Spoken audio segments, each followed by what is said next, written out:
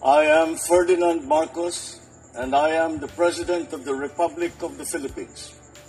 I stand today on behalf of 110 million Filipinos. Ngayong mahal na araw, piliin natin ang kapayapaan.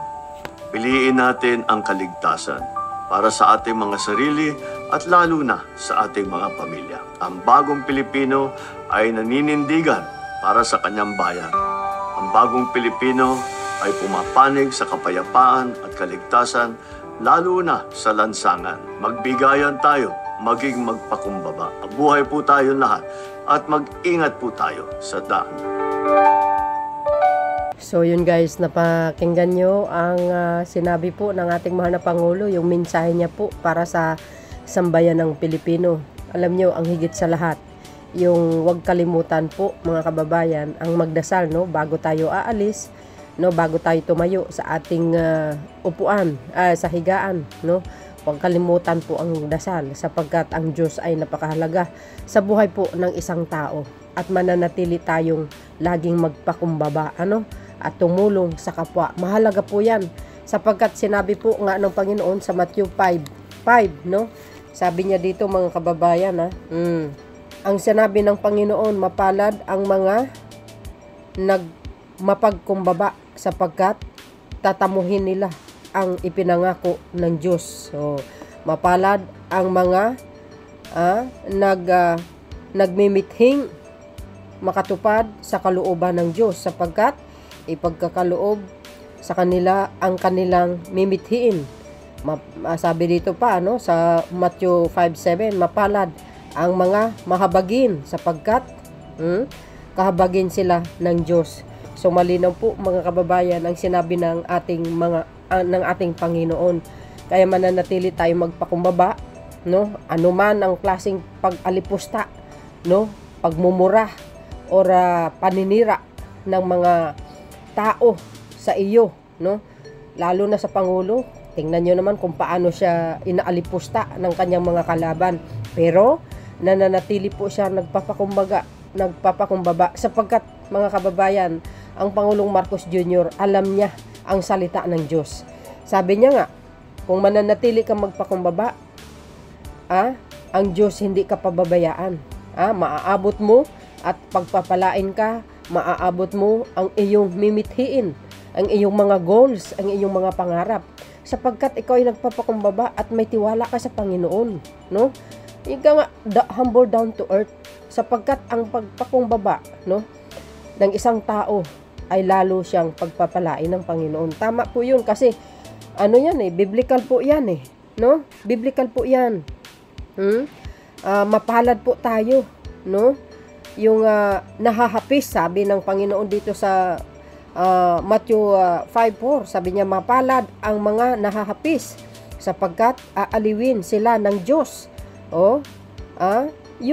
Napakaganda yung mensahe po ng Biblia dahil sapagkat yan ang salita ng Diyos, no?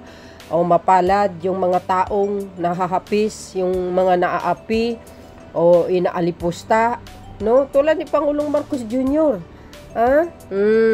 Ang Diyos importante sa buhay po natin. Tandaan niyo po yan. Sabi pa dito sa Matthew 5:5, mapalad ang mga mapagkumbaba sapagkat tatamuhin nila ang ipinangako ng Diyos. Tama po yun. Diba? Lagi tayo humble down to earth. Iwasan, no? Ang mainitin ng ulo. Kung alam mo naman medyo umaapoy ang ulo ng iyong katunggali, umiwas ka na lang. Ipagdasal mo na lang siya. Nanaway, umupa ang kanyang inis or galit. No? Ganun dapat ang gagawin natin. Alam nyo kung talagang babasahin nyo yung Biblia, sabi ng Diyos, ay guys, talagang tatayong balahibo nyo, no? Tulad niyang nangyayari sa ngayon. Alam po natin, ang politika sa Pilipinas ay napakadumi. Pero kung mananatili kang matatag, may pananampalataya sa Diyos, marunong kang magpakumbaba, ipagdasal mo na lang sa Panginoon, sigurado tayo. Bibigyan tayo ng katatagan, no? Kahusayan sa pamumuno, no? Ika nga, sabi doon sa mga salita, kill them with kindness. Batuhin ka ng bato, batuhin mo sila ng tinapay. 'Di ba? Ipagdasal mo sila. Sapagkat ang Diyos makapangyarihan. Hindi kanya pababayaan. Siguradong ititiklop ng Panginoon ang puso't isipan yung mga nang aalipusta sa iyo. Ganun ka powerful ang Panginoon, mga kababayan. Kaya nga sabi ko walang hihigit sa kapangyarihan ng Diyos sapagkat hawak ng Diyos ang puso't isipan ng tao. Alalahan ninyo, ginawa tayo sa alikabok, mga kababayan. Nilikha tayo ng Panginoon sa pamamagitan ng kanyang katalinuhan. Di ba? Kung nakikita natin ng isang tao, isang pangulo tulad ni Pangulong Marcos Jr., bakit nagkakaroon siya ng magagandang idea? Bakit yung mga idea niya, magagandang programa, tumutulong sa kapwa Pilipino, lalo na sa mga mahirap? Sapagkat katalinuhan yan na nanggagaling sa Panginoon. Di ba? Nakikita nyo ang Pangulong Marcos Jr., siya ba'y nang aaway, nang aapiba na ng kapwa, na aayon din sa sinabi ni Senator Amy Marcos, kumbaga gumaganti. Wala tayong nakikitang paggaganti kay Pangulong Marcos Jr. Bagkus nananatili isang tahimik. For sure, pinapasa Diyos niya ang lahat.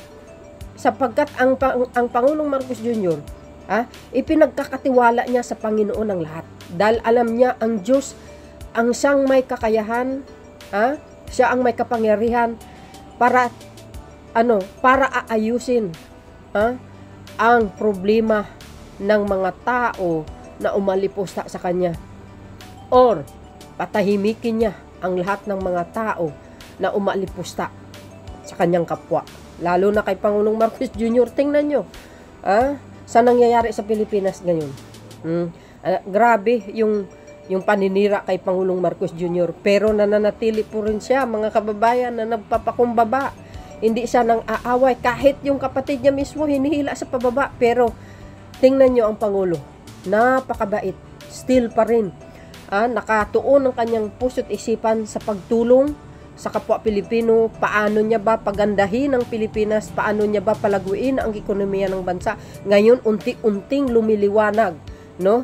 Na nanggagaling sa kadiliman ang Pilipinas. Matagal na nagiging kulilat, walang asenso sa mga nagdaan ng mga pinuno. Pero tingnan nyo si PBBM, sapagkat ito guys ay napaka galing mamuno, makadiyos ito, makatao, may malasakit sa kapwa, puro tulong. Tama po yun, kasi maraming Pilipino ngayon na naghihirap. Bagamat ang 6 years, hindi po kasya sa kanyang pagtulong. Ganun pa man, nakikita natin yung kanyang galaw, yung kanyang pamumuno ay napakagaling. Taliwas doon sa sinasabi ng mga DDS na sinasabi walang ginawa. Yun po ang naratibo nila sapagkat sila po ay anti-Marcos. Hindi po sila nasisayahan. Mas kumakampi sila, mas pumapanig sila sa mga taong gumagawa ng kasamaan. Pero si PBBM, ang Diyos ay sumasa kanya, pinoprotektahan ito. Mga kababayan, binibigyan niya ng mga magagandang idea sa pamamagitan ng katalinuhan ni Pangulong Marcos Jr. ay nanggagaling sa Panginoon yan. Tingnan nyo ang kanyang mga magandang gawa, mga kababayan. Di ba kayo nasisiyahan, mga anti-Marcos? Lahat yun nakikinabang tayo. Sapagkat ang Panginoon, mga kababayan, ibinigyan niya ng katalinuhan si PBBM at magandang pag-uugali. Sapagkat ang Pangulo walang tinitingnan na political colors, walang dilaw, walang pink, walang berde, walang DDS. Lahat yan makikinabang sa magagandang programa. Why? Na-example ko na po yan sa aking mga video. Tingnan nyo po yung ginagawa niya. Pabansang pabahay sa Davao City para sa mga DDS yun. Ang Bukana Brides 2020-23 pinagawa sa Davao City. You see, walang tinitingnan na colors ang Pangulo. Ganyan dapat sapagkat siya ay makadiyos.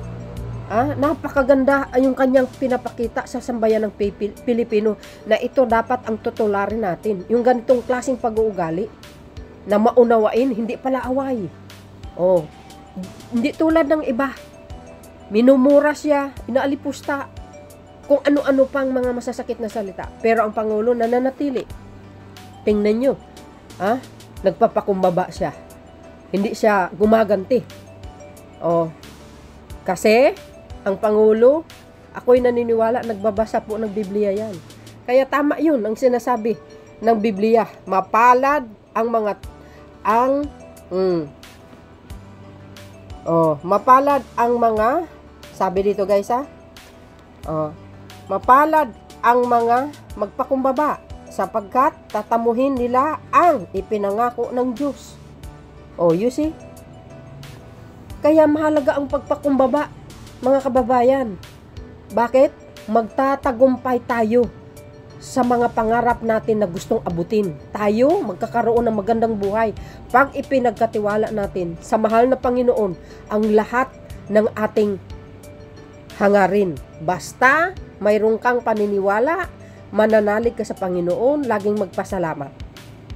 Sa lahat ng mga biyaya at pagpapala, iingatan ka ng Diyos sa anumang klaseng sakuna, sapagkat ang Diyos ang siyang makapangyarihan sa lahat. Walang nakakahigit kahit sino man, no? So, malinaw po ang mensahe po ng ating mahal na Pangulong Marcos Jr. To God be all the glory. Mag-ingat po kayo, mga kababayan, sa inyong pinupuntahan. Huwag makalimot magdasal, manalangin, at higit sa lahat, laging magpakumbaba. Isa pa sa Diyos nyo na lang yung mga tao na sinisiraan kayo. Ayun, no, malinaw ang salita ng Diyos.